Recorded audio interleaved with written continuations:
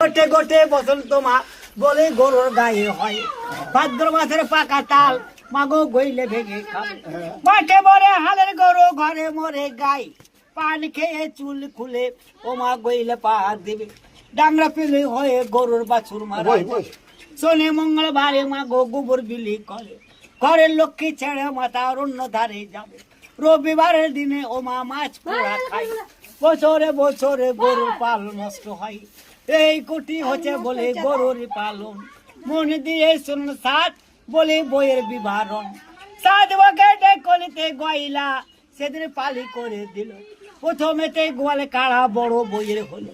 বড় বটি বলে মাগো জ্বালার উপর জ্বালা, ভেবে গুনে দেখেন গামা মেজ বইয়ের পালা। মেজ বসে জব মিলে চাল ধুতে যেত, চারে পানে তাকি বোমা খাবল চেরে খেত। আর একটা বলছিল মাগো মুড়ি ঝুমুরি, মাথাতে